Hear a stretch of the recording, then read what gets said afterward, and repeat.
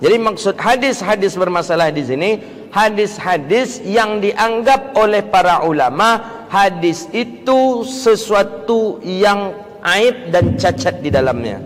Bukan berarti ucapannya Rasulullah sallallahu alaihi wasallam. Jadi yang pertama kali menulis kitab hadis palsu di dunia itu Imam Ibnu Jauzi. Beliau beri nama kitab itu dengan Al-Mawdu'at. Jadi di dalamnya hadis-hadis palsu keseluruhannya.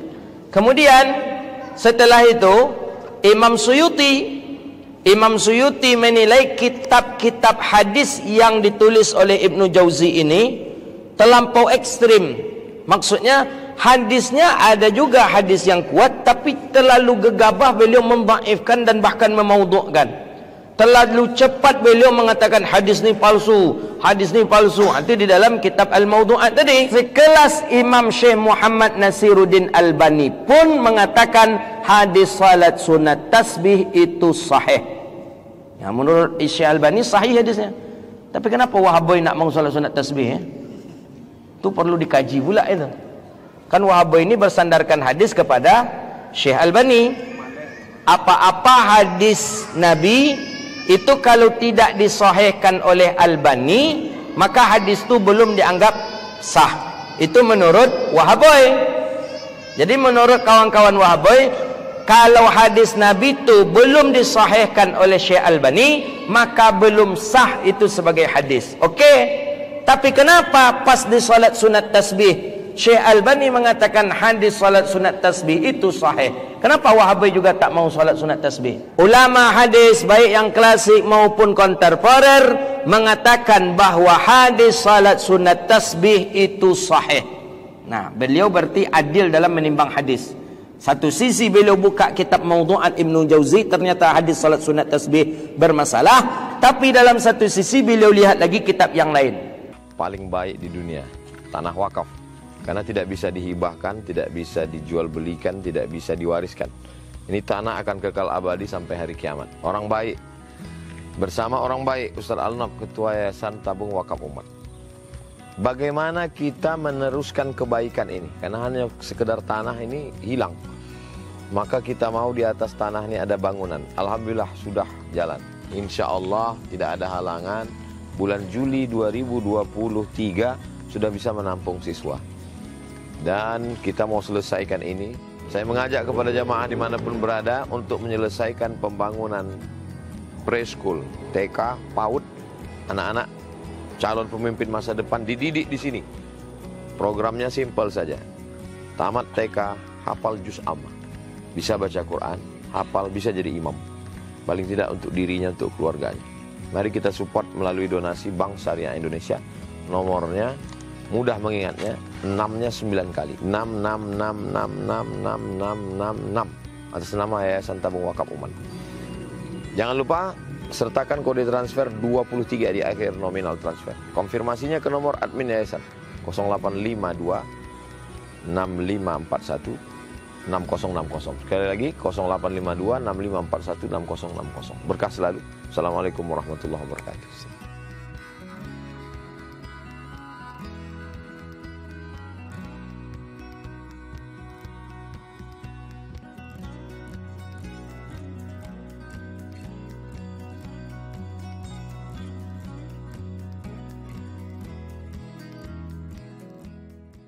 Bismillah. Assalamualaikum warahmatullahi wabarakatuh. Alhamdulillahilladzi an'amana bi ni'matil iman wal islam. Wassalatu wassalamu ala asyrafil anam nabiyyina wa habibina wa syafi'ina wa qurrati a'yunina wa maulana Muhammad sallallahu alaihi wasallam.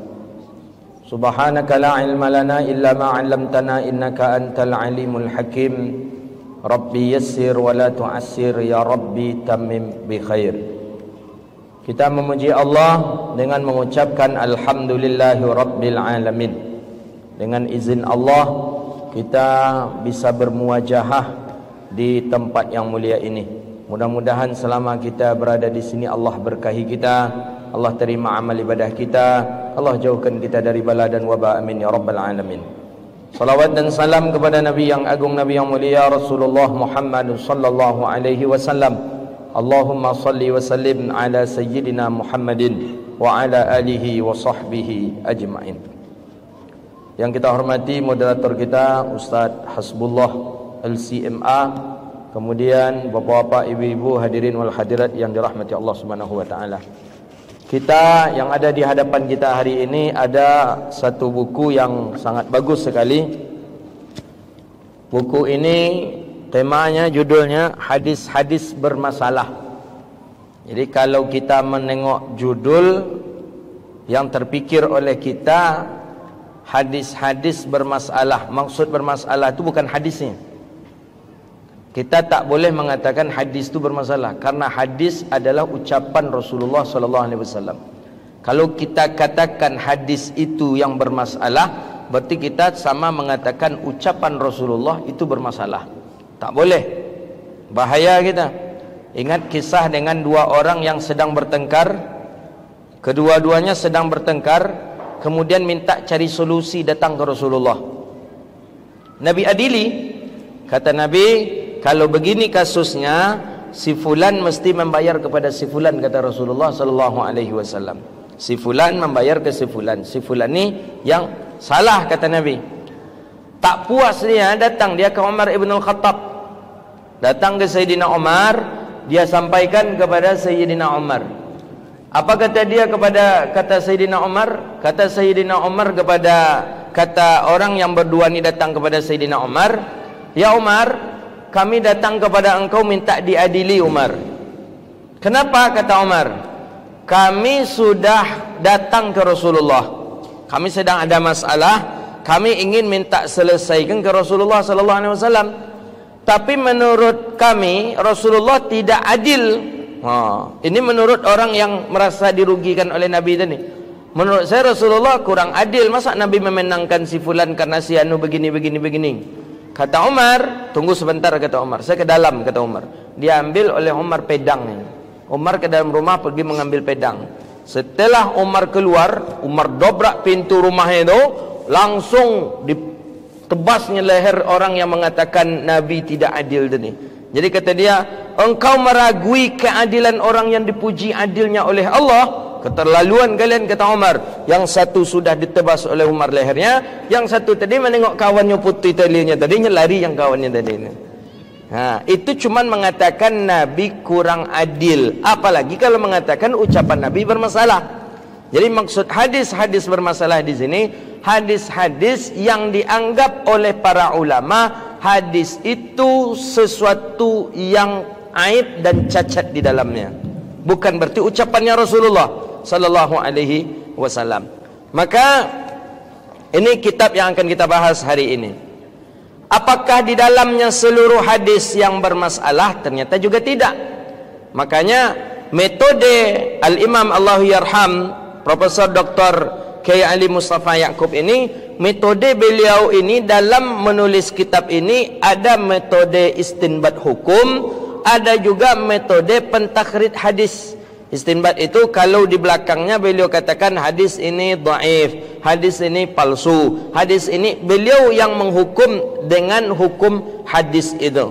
Dan beliau juga kadangkala memunculkan hadis sahih. Jadi tidak begitu menyerang kepada hadis, satu hadis tapi palsu atau hadis itu dhaif langsung saja, tidak. Tapi beliau nukilkan hadis. Berbeda dengan kitab-kitab yang ditulis oleh Syekh Nasiruddin Albani, seperti Silsilatus Sahihah, kemudian Silsilatul Dhaifah. Syekh Albani di dalam kitab itu tidak menukilkan hadis-hadis yang kuat, karena terfokus kepada hadis yang bermasalah saja. Maka oleh karena itu beliau ini agak adil lah sedikit dalam menukilkan hadis. Ya, contohnya kalau kita melihat cara metodenya Syekh Albani dalam mentakhrij hadis itu lebih berat kepada memakai metodenya Imam Ibn Qayyim Al-Jauzi, Imam Ibn Jauzi. Jadi yang pertama kali menulis kitab hadis palsu di dunia itu Imam Ibn Jauzi. Beliau beri nama kitab itu dengan Al-Mawdu'at. Jadi di dalamnya hadis-hadis palsu keseluruhannya. Kemudian setelah itu Imam Suyuti Imam Suyuti menilai kitab-kitab hadis yang ditulis oleh Ibnu Jauzi ini terlampau ekstrim.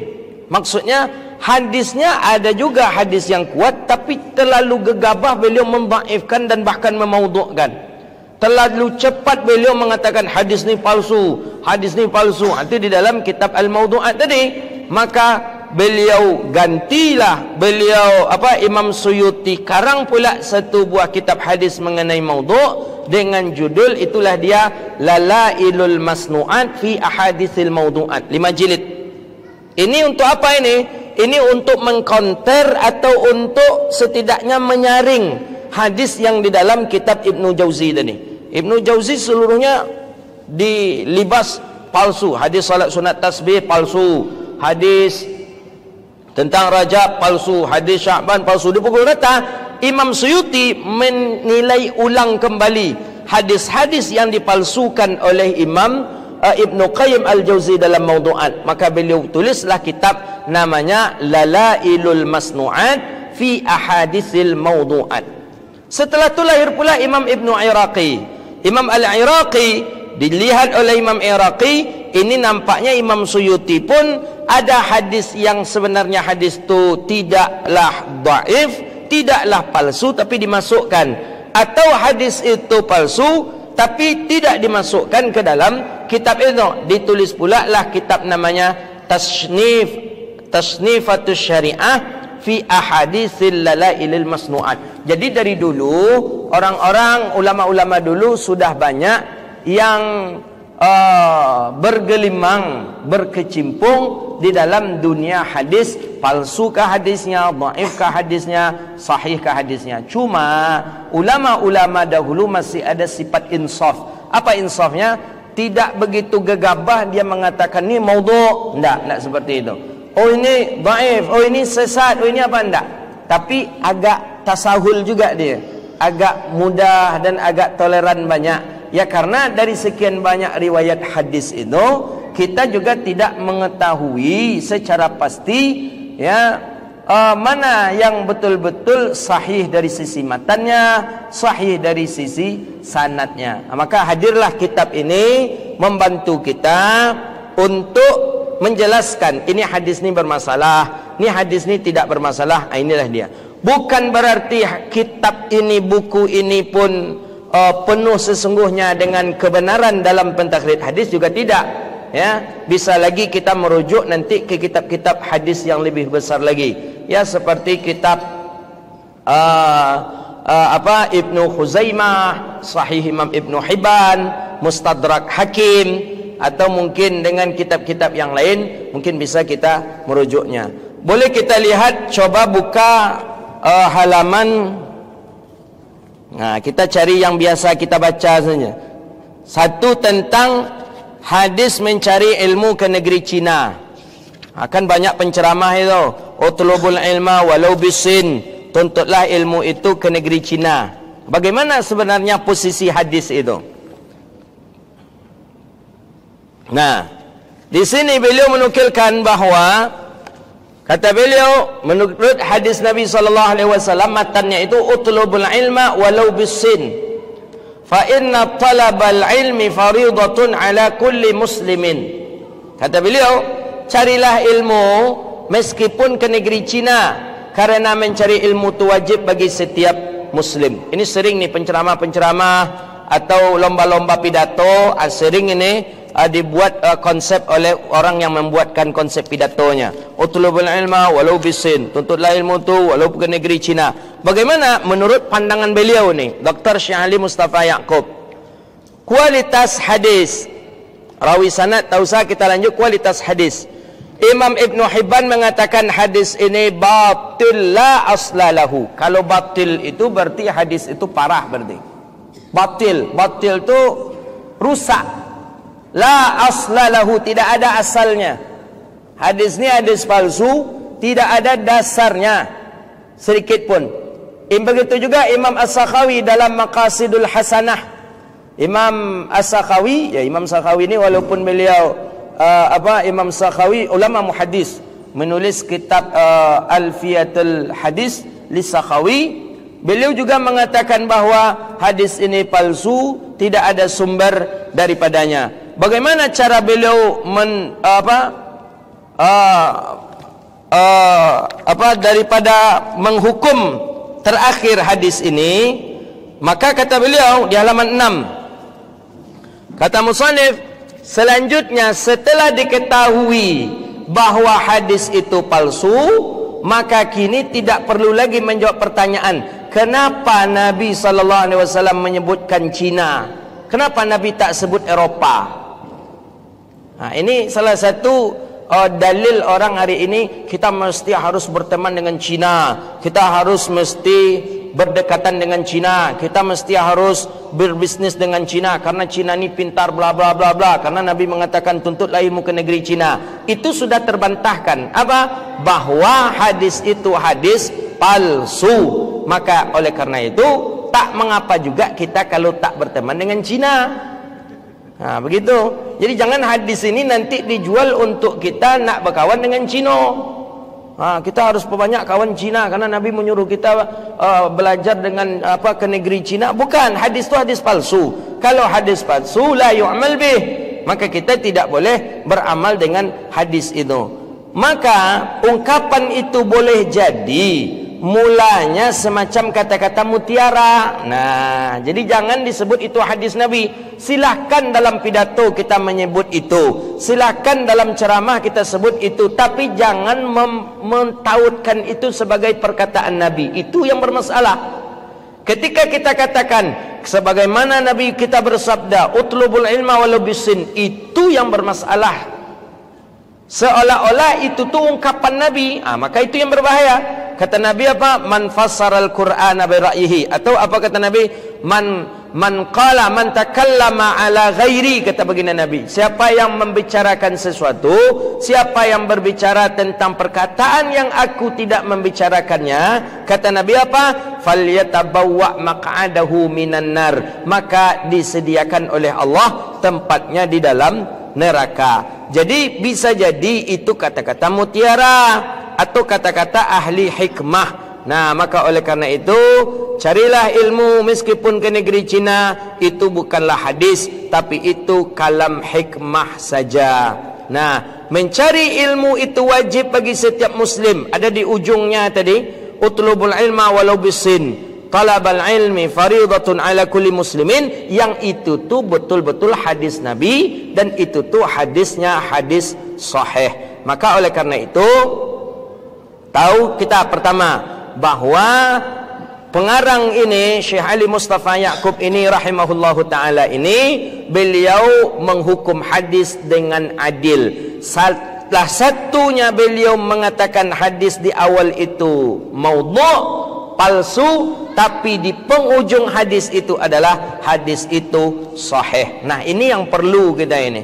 Kita dalam menuntut ilmu harus pengakuan seperti ini yang jujur dalam menuntut ilmu. Karena ada sebagian orang, karena memang dia agak agak alergi menengok orang berkunut, pas pula dia jumpa hadis kunut itu bermasalah. Dah kunut itu pun harga mati dibuatnya bid'ah katanya. Kunut subuh bid'ah karena hadisnya dhaif, hadisnya palsu. Dia lupa ada hadis yang lain yang itu hadisnya sahih. Mana? Hadis riwayat Sayyidina Anas bin Malik. Imam Nawawi mengatakan hadis Anas bin Malik dalam masalah kunut itu adalah hadis sahih. Jadi antum kalau sebagai penulis buku, penulis kitab, berlaku adillah. Ketika ada hadis itu yang lemah, tulis lemah. Ketika ada hadis yang sama tapi jalurnya berbeda dan itu kuat, masukkan juga ke dalamnya. Seperti yang beliau lakukan. Di awal separuh hadis itu hadisnya palsu, beliau katakan hadis menuntut ilmu ke negeri Cina itu palsu. Tapi di separuh terakhir hadis itu hadisnya sahih, juga beliau nukilkan. Inilah cara metode belajarnya Ahlus Sunnah wal Jamaah. Itu membedakan kita dengan Wahaboy tadi itu. Kalau Wahaboy itu dipukul rata aja semua. Pokoknya hadis masalah itu dhaif, dipukul dhaif seluruhnya. Padahal ada hadis yang kuat yang menjelaskannya. Kemudian kita buka lagi tentang masalah, kita ambil yang pokok inti saja. Hadis tentang masalah daripada halaman 100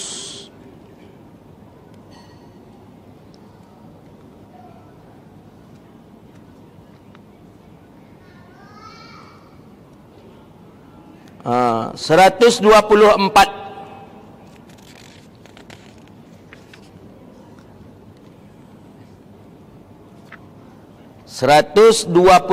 Tentang solat sunat tasbih. Bagaimana tentang solat sunat tasbih? Kita tengok beliau sama tak dengan cara yang pertama beliau dalam menilai sebuah hadis itu atau tidak. Solat sunat tasbih ini salah satu solat sunat yang dianjurkan dalam syariat. Solat sunat tasbih itu dalam setiap rakaat membaca 75 tasbih. Subhanallah, walhamdulillah, wa la ilaha illallah, wallahu akbar. 75 dalam satu rakaat. Kalau 2 rakaat berarti 150. Kalau 4 rakaat 300. Maka kita dianjurkan salat sunat tasbih itu bertasbih sebanyak 300 kali. Apa keutamaan kita bertasbih itu? Disebutkan di dalam hadis Nabi SAW, man sabbaha lillah, orang yang siapa yang bertasbih dia kepada Allah, gharasa gharsan, maka dia menanam satu buah tanaman fil jannah, di dalam surga. Jadi kalau 300 kali kita bertasbih, sekali melaksanakan solat sunat tasbih, maka kita sama menanam 300 tanaman di surga. Kalau sawit sehektar itu 125 batang, berarti 2 hektar setengah. Mak Lowe tu 2 hektar setengah punya kebun di Serugo. Ya, punya kebun kita di surga 2,5 hektar. Dapat sekali setahun bertambah tanah kita 2,5 hektar, jadilah tu. Sekali setahun aja lah buat solat sunat tasbih, jadilah itu. Begitu kata Nabi kita sallallahu alaihi wasallam. Jadi kita tengok solat sunat tasbih. Beliau adil tak dalam menghukum solat sunat tasbih? Jadi kata beliau, beliau awalnya menukilkan cerita. Jadi metode beliau dalam menulis buku ini juga beliau menulis terinspirasi dari beberapa pertanyaan jamaah kadang. Ustaz, bagaimana hukum hadis ini? Ustaz, saya selalu mengamalkan ini. Bagaimana dengan hadisnya? Itulah yang membuat beliau menulis buku ini. Jadi karena kadang memang kita ini baru terinspirasi itu kalau di desa orang. Ustaz, kami selalu witir dalam setiap malam itu seperti solat maghrib, witir kami. Boleh tak Ustaz, kata dia. Kita menarik kita. Ya, kita dulu waktu belajar pernah terbaca, teman entah di mana letak kitabnya. Pernah pula mendengar dari syekh, cuma lupa pula. Tertarik mengulang kembali. Dapat masalahnya menarik. Kita jadikanlah buku. Jadi kita awali pertanyaan orang tadi. Ketika saya ceramah di masjid itu, ada jemaah bertanya, bolehkah salat witir seperti salat maghrib? Betul lah beliau nukilkan. Jadi dari awal beliau katakan, beliau jumpa dengan seorang jemaah pengajian di masjid. Beliau bertanya, bagaimana dengan salat sunat tasbih? Karena ada orang yang melakukannya sekali setahun, ada yang melakukannya setiap saat. Bahkan sampai detail beliau sebutkan, tinggal di kawasan Ciputat. Lain lagi seorang kakek renta yang tinggal di kawasan Ciputat. Jadi ini kitab mengkritik hadis, tapi di dalamnya juga menyebutkan menyebutkan asal usul daripada hadis ini. Beliau tulis buku ini gitu. Nah, bagaimana? Satu, beliau mengkedepankan hadis riwayat Abdullah bin Abbas di dalam Sunan Abi Dawud. Ya, bunyi hadis an Ibni Abbas radhiyallahu taala anhuma, qala lil Abbas anna Rasulullah sallallahu alaihi wasallam qala lil Abbas ibni Abdul Muttalib, ya Abbas ya ammahu, ala u'tika alla amnahuka ala ahbuka. Hadisnya panjang sekali tentang salat sunat tasbih ini. Ibnu Jauzi, seperti yang kita sebutkan tadi, Ibnu Jauzi mengatakan hadis salat sunat tasbih hadisnya maudhu', palsu. Maka Ibnu Jauzi ini agak ekstrim sikit menghukum hadis. Hadis salat sunat tasbih palsu menurut Ibnu Jauzi. Makanya Imam Suyuti punya kitab namanya Lalailul Masnu'at fi Ahadisil Mawdu'at, menjelaskan tentang hadis salat sunat tasbih itu bukan palsu. Ditulis pula oleh Imam Iraqi kitab namanya Tashnifatus Syariah fi Ahadis Lalailul Masnu'at. Apa kata Ibnu Qayyim Jauzi dalam Al-Mawdu'at? Hadis salat sunat tasbih itu dengan 3 jalur sanad dan semuanya berdasarkan daripada Imam Daruqutni. 3 jalur itu semuanya palsu. Ini kata Imam Ibnu Jauzi. Nah, dalam jalur pertama rawi yang bernama Sadaqah bin Yazid Al-Khurasani yang nilai oleh Imam Bukhari sebagai mungkar hadis. Ini tak perlu, ini untuk orang yang takhasus dalam bidang hadis sajalah. Kita tengok apa komentar daripada Imam Syekh Ali Mustafa Yaqub rahimahullahu taala. Tengok di halaman 131. Hadis sahih seperti sudah disinggung di depan. Mana yang disinggung di depan tadi? Hadis Abdullah bin Abbas. Hadis itu adalah hadis sahih. Ya, ulama hadis baik yang klasik maupun kontemporer mengatakan bahwa hadis salat sunat tasbih itu sahih. Nah, beliau berarti adil dalam menimbang hadis. Satu sisi beliau buka kitab Mawdu'at Ibnu Jauzi, ternyata hadis salat sunat tasbih bermasalah. Tapi dalam satu sisi beliau lihat lagi kitab yang lain. Kemudian apa? Diamalkan oleh para ulama. Diamalkan oleh para ulama, para a'immah. Bahkan sekelas Imam Syekh Muhammad Nasiruddin Albani pun mengatakan hadis salat sunat tasbih itu sahih. Ya, menurut Syekh Albani sahih hadisnya. Tapi kenapa Wahabi nak mau salat sunat tasbih? Itu perlu dikaji pula itu. Kan Wahabi ini bersandarkan hadis kepada Syekh Albani. Apa-apa hadis Nabi itu kalau tidak disahihkan oleh Albani, maka hadis itu belum dianggap sah. Itu menurut Wahabi. Jadi menurut kawan-kawan Wahabi, kalau hadis Nabi itu belum disahihkan oleh Syekh Albani, maka belum sah itu sebagai hadis. Okey. Tapi kenapa pas di salat sunat tasbih Syekh Albani mengatakan hadis salat sunat tasbih itu sahih? Kenapa Wahabi juga tak mau salat sunat tasbih? Belum ada kita dengar masjid dan duo tentu sembahyang tasbih, belum ada lagi. Apa masalahnya? Yakin? Asal-asalan itu. Mana mau mereka? Kata mereka hadisnya palsu katanya. Tak ada. Pak Maskur ni tampangnya aja Wahabi, dia ahli sunnah ini. Jenggotnya aja pakai jenggot Wahabi ini. Jadi kata Syekh Albani ini, ya salat sunat tasbih hadisnya sahih.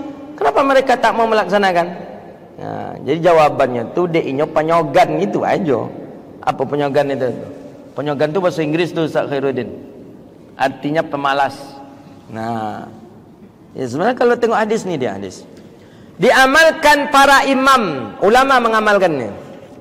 Imam Al-Hakim menuturkan di antara faktor yang memperkuat kesahihan hadis salat sunat tasbih ini diamalkan oleh imam-imam hadis. Jadi ternyata beliau juga punya metode. Ini apa metodenya? Kalau banyak ulama hadis membenarkan hadis itu, berarti hadis itu menurut beliau kuat. Nah, itu pula cara metodenya. Berarti pakai metode taklid juga beliau berarti ini. Kalau banyak ulama hadis menguatkan hadis itu, maka berarti hadis itu, mengamalkan hadis itu, berarti hadis itu kuat. Nah, begitu dia. Imam Baihaqi, Imam Abdullah bin Mubarak selalu menjalankan salat subuh. Begitu juga para auliaus salihin melaksanakan salat subuh. Bahkan dari kalangan mazhab Syafi'i menjalankan salat sunat tasbih tadi. Mereka diantaranya Abu Hamid Al-Muhamili, begitu putranya Imam Haramain, Imam Ghazali juga, Imam Qadhi, Imam Baghawi dan lain sebagainya. Maka oleh karena itu Imam Bukhari dan Imam Muslim juga ternyata juga ada menukilkan, meriwayatkan hadis tentang salat sunat tasbih. Cuma ada kesimpulan beliau paling bawah sekali. Apa kata beliau? Oleh karena itu, kepada kaum muslimin yang sudah biasa menjalankan salat tasbih, kaum muslimin terbiasa menjalankan salat sunat tasbih, kami berpesan, kata beliau, silakan teruskan salat itu. Lanjutkan salat sunat tasbih kita itu, kata beliau, karena hadis tentang salat sunat tasbih itu sahih, sehingga dapat dijadikan dalil untuk beribadah. Dan bagi yang tidak mau melaksanakan salat tasbih juga silakan saja, karena salat tasbih itu juga tidak wajib dikerjakan. Nah, itu metode beliau. Jadi metode beliau ku metode cari aman nampaknya. Ya, dari sisi sebelah tidak disalahkan, dari sisi sebelah pun tak disalahkan. Mestinya beliau cukup mengatakan bahwa hadis tentang salat sunat tasbih itu sahih, maka sepakat kita untuk mengamalkan salat itu. Nah, selesai. Jangan ditambah kalimat di bawah ini. Ini ditambah pula kalimat di bawah ini. Dan yang bagi yang tidak mengerjakan juga silahkan saja, karena salat tasbih itu tidak wajib dikerjakan. Memang ini cara-cara metode orang-orang akademisi memang merdeka lah, mencari aman. Jadi ketika lah di debat dosen, tersudut. Jadi kata dek mahasiswa tersudut dosen. Jadi kata dosen, yang punya awak tadi itu boleh juga katanya. Boleh juga, padahal memang yang di murid itu tuh yang iyonya ya. Cuman karenalah ada ego tadi, yang di awak tu boleh juga katanya. Nah, ni metode beliau. Orang akademisi mungkin memang seperti itu. Itu berbedanya orang akademisi dengan orang pondok. Kalau orang pondok tu memang tidak ada tawar-menawar. Iyo, indah. Haram, bid'ah, makruh. Kalau orang akademisi masih bisa juga. Makanya ditambah hukum. Kalau orang pondok, hukum itu cuma 5. Wajib, makruh, haram, mubah dengan sunnah. Kalau orang akademisi ditambah hukum tu cik adanya. Apa? Boleh-boleh saja. Nah, tentu. Boleh-boleh saja. Itu orang akademisi. Buya, begini, kami puasa begini, kami tak apa. Kemudian orang azan kami masih minum lagi, Buya. Macam mana hukumnya, Buya? Karena ada hadis Nabi, ketika azan subuh berkumandang, setiap yang ada di mulut maka dibuangkan saja. Jadi kata Buya, kau awak sadar nak orang tu azan? Sadar, Buya. Alasan awak nak membuang apa? Ya rugi je rasanya, Buya. Ini macam mana? Boleh-boleh saja kan. Padahal itu tak boleh lagi, itu dah jelas hukumnya itu. Boleh-boleh saja.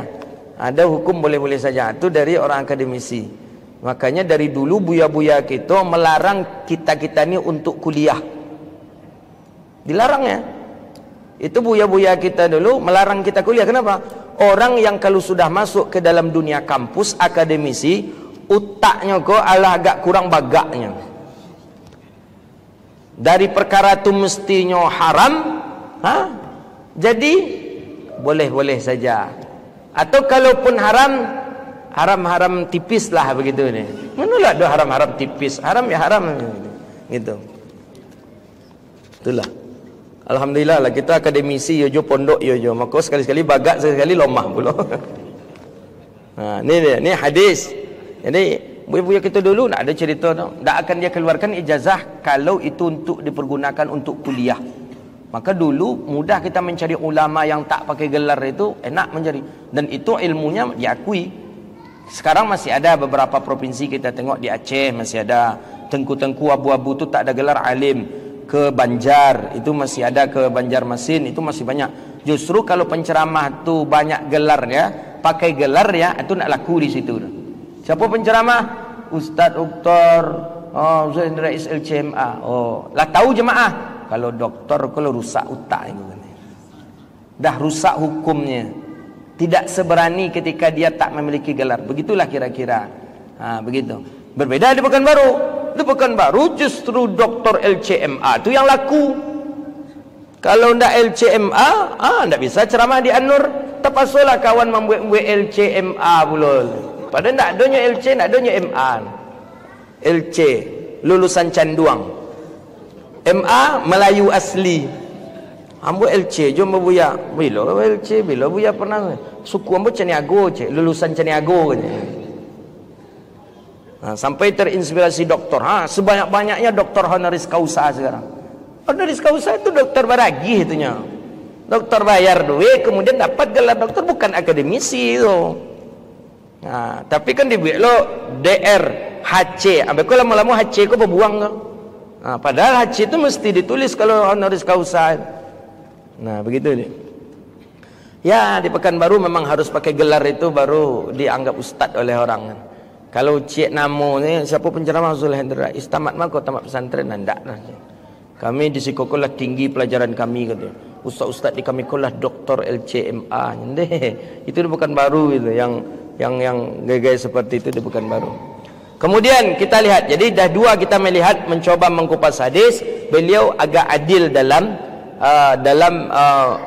menghukum sebuah hadis. Hadis sahih beliau tampilkan, kemudian hadis dhaif pun beliau tampilkan. Satu lagi kita coba tengok kepada hadis.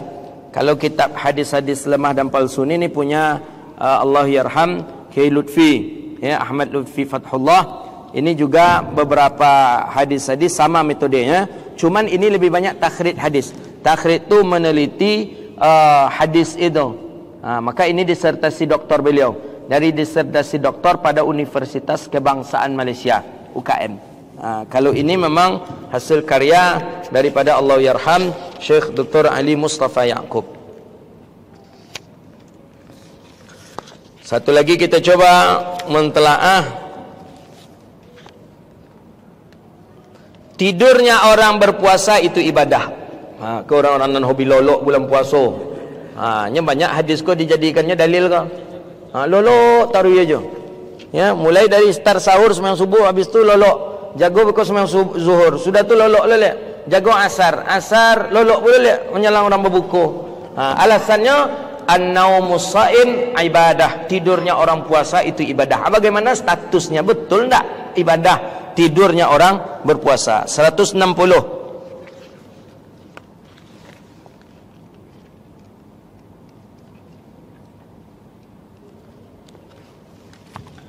Kalau kata beliau, ada 3 kejadian menarik berkaitan dengan hadis yang akan kita bahas ini. Ini beliau memang menukilkan asal muasal permasalahan ini. Kita lanjut saja sampai narasumber di televisi ada ceramah kiai, kata kiai tadi puasanya orang alim itu ibadah. Tidak populer. Teks lengkap. Tidak populer, halaman 162.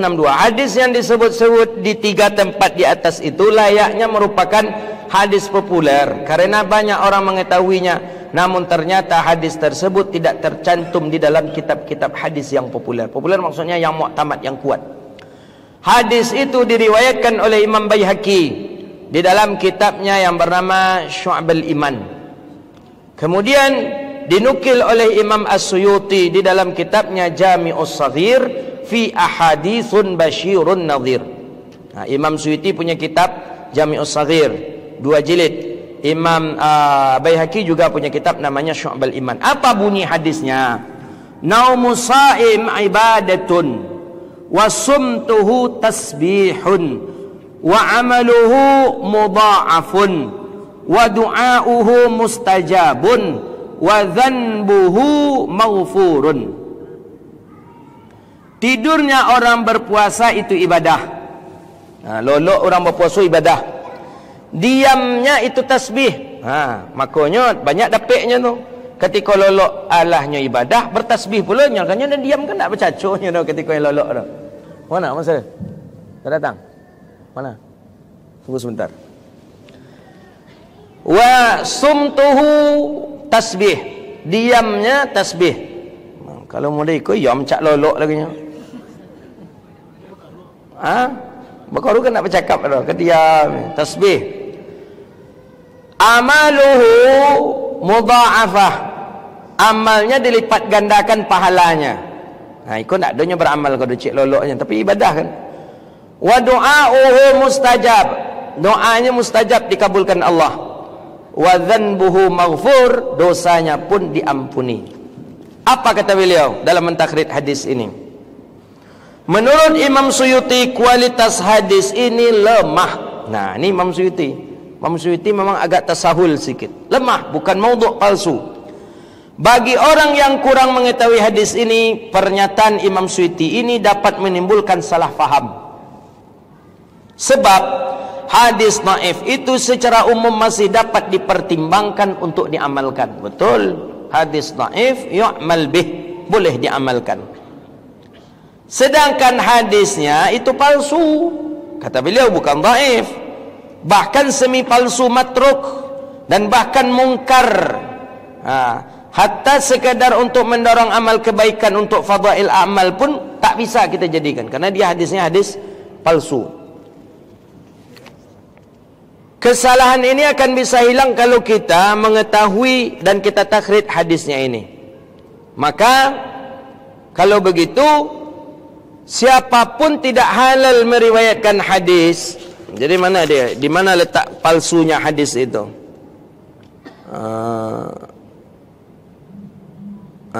Menurut Imam Al-Baihaqi, di dalam sanad hadis itu terdapat nama-nama seperti Ma'ruf bin Hisan, seorang rawi yang dhaif. Ada lagi namanya Sulaiman bin Amr An-Nakhai, rawi yang lebih dhaif lagi daripada Ma'ruf tadi. Bahkan menurut kritis ulama hadis di Irak, Sulaiman adalah seorang pendusta. Jadi menurut Al-Iraqi dalam Tasnifatus Syari'atil Masnu'at fi Lalailil Masnu'at, bahwa Sulaiman ini kadzab, pendusta. Begitu juga Imam Baihaqi menuturkan oleh Imam Al-Minawi, bahwa Minawi sendiri kemudian menyebutkan beberapa nama rawi yang terdapat dalam sanad hadis di atas. Ada Abdul Malik bin Umair, ada dan lain sebagainya. Jadi dari sisi sanad hadis ini cacat. Makanya Imam Suyuti memasukkan hadis ini ke dalam hadis dhaif, tidak kepada hadis maudhu'. Terdampak hadis ini telah berdampak buruk bagi perilaku masyarakat Islam, khususnya di Indonesia. Beliau mungkin belum cantumkan karena beliau orang Indonesia. Banyak orang berpuasa tetapi tidak mau bekerja pada siang hari. Mereka banyak tidur-tidur saja. Alasannya itu tadi, bahwa tidurnya ibadah, diamnya tasbih. Padahal hadis itu adalah hadis yang maudhu', palsu. Setelah diketahui bahwa hadis itu palsu, maka mudah-mudahan ia tidak akan beredar lagi di masyarakat kita, khususnya oleh para da'i dan mubaligh. Jadi sebenarnya bolehkah kita tidur di siang Ramadan? Boleh. Cuman tidur kita dengan meyakini hadis ini, itu yang tak boleh. Tapi kalau kita tidur untuk istirahat, boleh. Kemudian kita kuatkan niat kita, aku tidur ini ya Allah untuk kuat tahajud nanti ketika i'tikaf. Tidur tadi jadi ibadah, Cuman menyengaja tidur bermalas-malasan ketika Ramadan, itu yang tak dibolehkan. Tapi kalau memang badan kita capek, penat, kita tidur, niatkan tidur kita tuh untuk stamina ibadah nanti di malam hari, boleh. Jadi ibadahkah tidur kita tuh? Jadi ibadah. Nah, begitu nih ya. Hadza wabillahi at-taufiq. Jadi silakan baca di rumah kita, sudah memiliki buku masing-masing, baca, khatamkan. Jangan disimpan buku tuh. Baca, khatamkan, dan kalau tak faham ditanyakan lagi. Karena buku ini bagus sekali. Hadis-hadis bermasalah bukan hadisnya ya, tapi ulama memandang bahwa di dalam hadis itu ada yang bermasalah dengan rawinya, dengan sanadnya dan lain sebagainya. Hadza wabillahi at-taufiq. Itu dulu sementara waktu. Silakan Ustaz. Baik, terima kasih banyak kepada Dr. Zulhendri Rais LCMA atas pemaparannya. Dan kita dapat menyimpulkan dari pemaparan beliau, pertama bahwa hadis yang dimaksud bermasalah di sini adalah itu pandangan ulama. Itu artinya bukan hadisnya, karena kalau hadis tentu dia tidak bermasalah. Artinya pemahaman atau sikap ulama hadis dalam menyikapi itu. Mungkin berbeda pendapat sehingga menyebabkan hadis ini dianggap bermasalah. Dan hadis ini di dalam kitab ini ada banyak hadis dan ternyata tidak semua itu dipersoalkan oleh para ulama. Nah, seperti tadi hadis sholat tasbih, ternyata yang mensahihkan juga banyak. Nah, yang mensahihkan. Maka oleh karena itu perlu dipahami hadis ini satu-satu gitu. Jangan sampai dalam pikiran kita bahwa semua hadis ini bermasalah. Nah, itu. Karena kalau kita memahami semua hadis ini bermasalah, berarti kita yang bermasalah nanti. Berarti pemahaman kita yang bermasalah. Nah, maka oleh karena itu saya menyarankan bahwa hadis-hadis ini sering dikaji, sering dibahas. Maka oleh karena itu perlu dibahas secara ilmiah, tidak hanya dari segi maknanya, dari segi pengamalannya, dari segi hikmah-hikmah yang terkandung, tetapi juga perlu diteliti secara kekuatan hadisnya. Artinya tidak hanya segi pengamalnya, tapi bagaimana kita mengetahui kedudukan hadis itu. Nah, maka mungkin ini bisa dianjurkan untuk dikaji di masjid-masjid. Nah, dikaji di masjid-masjid per hadis. Teliti dari segi kekuatan hadisnya, bagaimana pendapat-pendapat ulama dalam masalah itu, bagaimana istinbat hukum dalam masalah itu. Karena bisa jadi ulama mengatakan hadis ini dhaif, tapi ternyata diamalkan, kan gitu. Artinya secara hukum hadis dia lemah, tetapi secara pengamalan ulama mengamalkan. Jadi jangan otomatis hadis ini lemah maka dibuang. Jangan kita seperti Salafi, Wahabi. Kalau hadis itu lemah, pokoknya buang. Itu. Maka kalau bisa hadis ini, kitab ini dibahas di masjid dan dibahas satu-satu gitu. Nah, tapi jangan sampai yang membahas ulama Wahabi. Karena kalau ulama Wahabi yang membahas tambah masalah buku nih. Itu. Karena udah disebut bermasalah. Dan ternyata kata Ustaz Zulhendra Is bahwa tidak semua bermasalah gitu. Nah, tapi kalau ulama Wahabi membahas ini udah tambah masalah aja gitu. Bukan selesai masalah. Nah, maka oleh karena itu bagus nih. Apalagi di dalam hadis ini ada beberapa yang sering dipersoalkan oleh orang-orang Salafi Wahabi, seperti misalnya ada juga dalam buku ini, yaitu Ramadan itu awalnya rahmat, pertengahannya maghfirah, dan akhirnya adalah ampunan, pembebasan dari api neraka. Nah, jadi bagus ini di apa namanya, dikaji secara per hadis itu. Di masjid-masjid bagus nih dibahas nih. Nah, tapi itu tadi jangan ulama Wahabi yang diundang, karena tambah masalah nanti. Nah, undanglah ulama Ahlus Sunnah wal Jamaah. Karena orang Wahabi ini tidak amanah ketika dia menukil ilmiah itu. Kadang-kadang tidak amanah. Jadi tidak jujur kadang-kadang. Mereka suka bid'ah. Jadi kita dituduhnya bid'ah, padahal dia yang bid'ah dalam masalah keilmuan itu. Bid'ahnya tidak amanah. Ulama dulu pada amanah tuh menukil. Nah, kalau Wahabi ini kadang-kadang disembunyikannya itu. Ada yang disembunyikan, tidak amanah. Maka oleh karena itu bagus nih hadis ini dibahas. Dan tadi beliau sebutkan bahwa kitab ini tidak semua juga dipersoalkan oleh para ulama hadis-hadisnya. Maka bisa jadi Syekh Mustafa Ali Ya'qub ini bisa dibilang mungkin beliau menghimpun yang agak dipandang bermasalah. Sehingga mungkin buku ini bisa dinetralkan. Seperti Imam Suyuti menetralkan bukunya Ibnul Jauzi. Siapa tahu beliau bisa menetralkan buku ini kan gitu.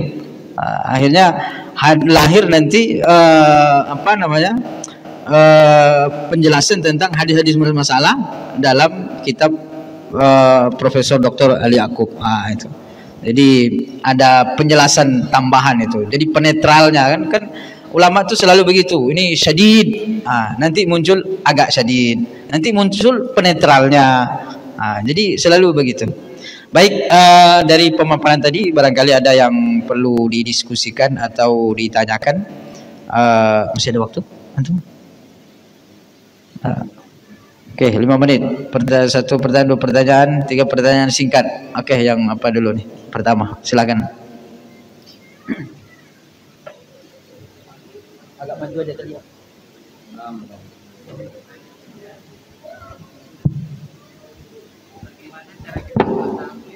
Suatu hadis. Bismillahirrahmanirrahim. Assalamualaikum warahmatullahi wabarakatuh. Izin bertanya, Buya. Yang saya tanyakan, bagaimana kita mengetahui suatu hadis itu palsu sebagai orang yang awam yang tidak tahu hadis, agar kita tidak mengamalkan hadis tersebut atau mengamalkan apabila hadis tersebut tujuannya untuk kebaikan. Yang kedua, seperti hadis ya tentang sholat tasbih tadi, apakah Rasulullah pernah melakukan sholat tasbih sehingga ada ulama terdahulu atau imam terdahulu itu mengatakan bahwa hadis tersebut itu palsu gitu atau bermasalah? Bolehkah dijelaskan riwayatnya kalau memang ada, Bu ya? Syukron, jazakallahu khairan katsiran. Oke, silakan langsung aja Pak Maskur sekalian. Assalamualaikum warahmatullahi wabarakatuh. Izin bertanya, Bu ya. Baru beberapa hadis atau beberapa cerita beberapa hal di buku ini yang terbaca, Bu ya. Termasuk tadi yang dibahas berkaitan dengan hadis yang katanya hadis orang tidurnya orang puasa itu ibadah. Disebutkan di sini ada beberapa kasus itu Imam As-Suyuti itu mengatakan hadis ini dhaif, padahal kesimpulannya hadis itu adalah palsu. Ada beberapa juga yang saya baca, lagi-lagi Imam Suyuti itu juga menukilkan dalam kitabnya Al-Jami' As-Saghir, dibantah oleh ulama lain bahwa itu sebenarnya bukan hadis dhaif lagi tapi melakukan palsu. Nah, pertanyaan saya coba Google tadi Ustaz, siapa Imam Suyuti itu? Ternyata dia pengarang lebih dari 500 buku. Kemudian 900? Ya, lebih dari 500 buku yang tercatat, lebih dari 500 buku, dan beliau itu bergelar sebagai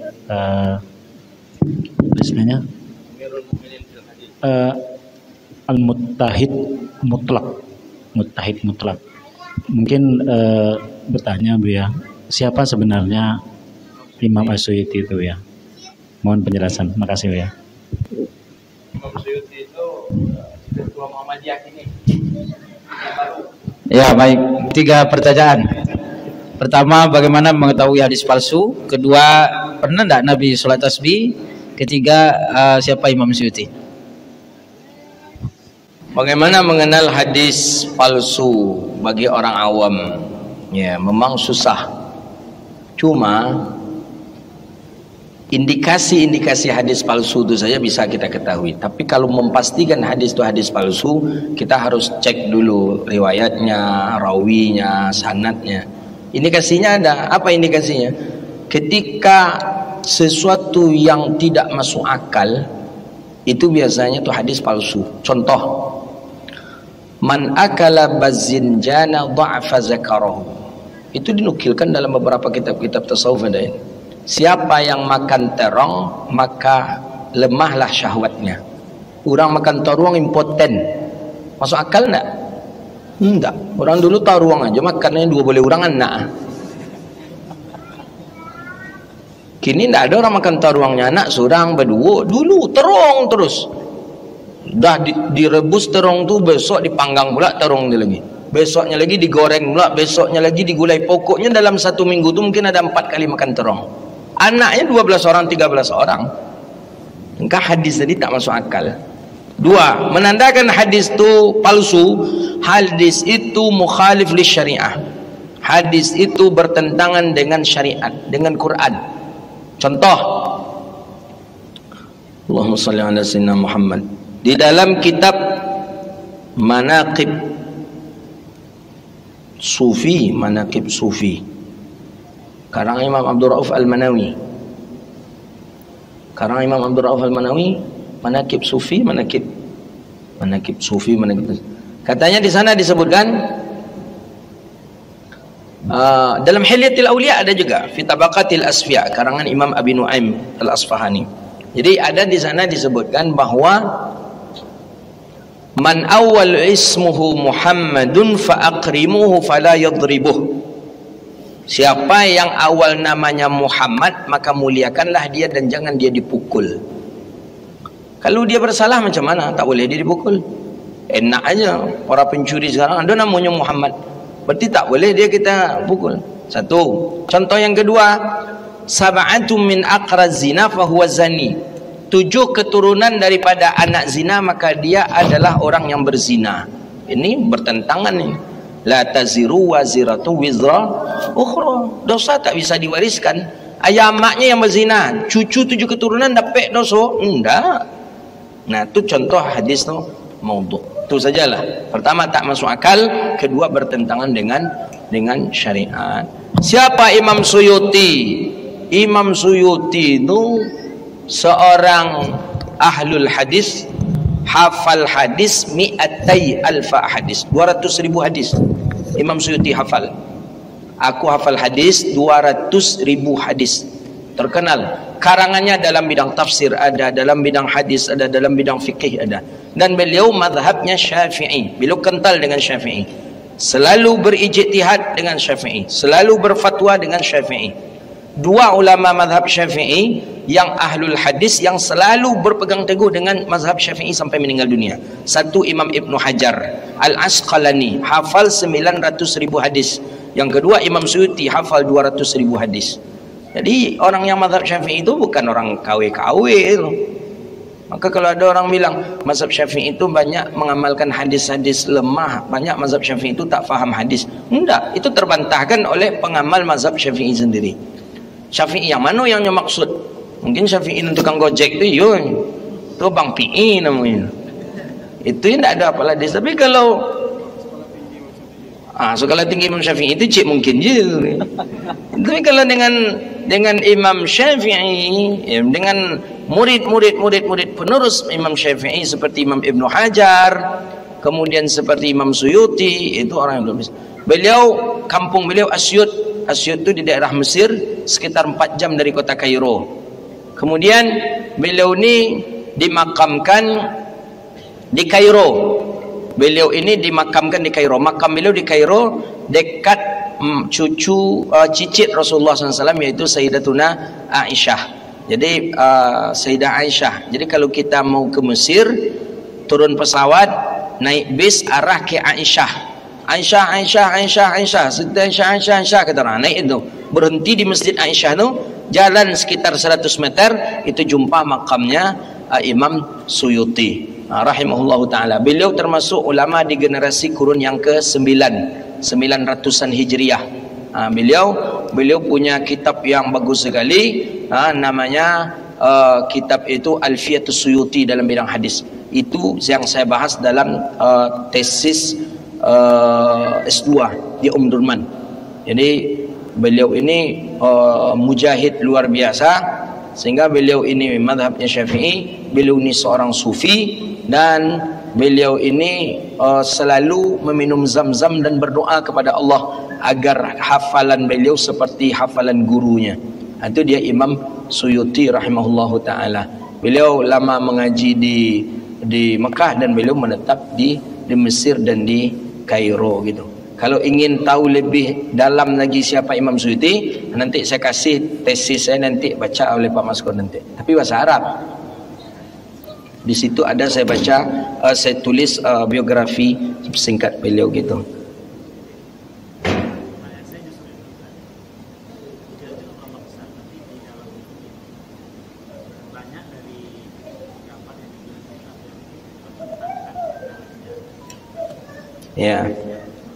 Ya. Jadi itu metodenya yang dipakai, itu cara metodenya Syekh Ali Mustafa Ya'qub. Syekh Ali Mustafa Ya'qub memakai cara metode itu, metode yang mengkritik Imam Suyuti. Tapi ada lagi orang yang justru memperjuangkan pendapat Imam Suyuti, seperti Syekhuna Said Mamduh, muhaddis, yang pendapat Imam Suyuti yang selalu disokongnya. Kemudian termasuk juga dengan Syekh Yasin Al-Fadani, termasuk dengan Syekh Abdullah Siddiq Al-Gumari. Gitu. Itu cara metodenya Syekh Ali Mustafa Ya'qub. Syekh Ali Mustafa Ya'qub tak pernah sekolah di Mesir, tak pernah dars di Mesir. Beliau dulu pernah di Makkah, kemudian beliau ke India, kemudian ada ke Malaysia. Tapi kalau Syekh Ali Mustafa Ya'qub pernah mengaji di Mesir, saya yakin Syekh Ali Mustafa Ya'qub akan tahu seperti apa kapasitasnya Syekh Jalaluddin Abdurrahman As-Suyuti. Karena orang yang pernah dars di Mesir itu akan berjuang penuh dia untuk mengokohkan pendapatnya Imam As-Suyuti rahimahullah. Jadi berbeda tempat mengaji ini kayaknya berbeda pula hasil apa gitu. Nah gitu. Syekh Mustafa Yaqub tak pernah di Mesir beliau. Kalau beliau pernah di Mesir, beliau akan tahu siapa itu Imam As-Suyuti rahimahullahu taala. Ya, yang kitabnya sampai hari ini dibaca oleh orang, kitab beliau sampai hari ini. Jami'us Shaghir dibaca di pesantren-pesantren. Kitab beliau lagi Durarul Mansur fi Tafsiril Ma'thur. Kitab beliau Tafsir Jalalain. Hampir pesantren-pesantren di Indonesia memakai tafsir beliau. Nama tafsir Jalalain. Tadribur Rawi itu dunia membaca. Tadribur Rawi punya beliau dalam ilmu hadis. Jadi mungkin juga disebabkan karena Syekh Mustafa Yaqub tak pernah mengaji di Mesir, maka beliau tidak tahu betul bagaimana kapasitas keilmuan daripada Imam As-Suyuti. Syekh Mustafa Yaqub pernah di Makkah, pernah Malaysia, pernah di India. Tapi kalau beliau pernah ke Mesir dengan sekelasnya Syekh Allahu yarham rahimahullahu taala Syekh Abdullah Siddiq Al-Ghumari. Syekh Abdullah Siddiq Al-Ghumari ini membantah Syekh Albani. Sekelas Syekh Yasin Al-Fadani Musnid Dunia itu memakai pendapatnya Imam As-Suyuti rahimahullahu taala. Begitu dia. Hadis sanad tentang hadis maudhu tentang solat sunat tasbih itu tidak ada di sini. Saya pun tidak hafal riwayatnya. Nanti dicek kembali ke dalam kitab Al-Mawdu'at karangan Imam Ibnu Jauzi itu. Apa di sana riwayat-riwayatnya siapa saja yang dinukilkan di sana ini. Baik, itu saja.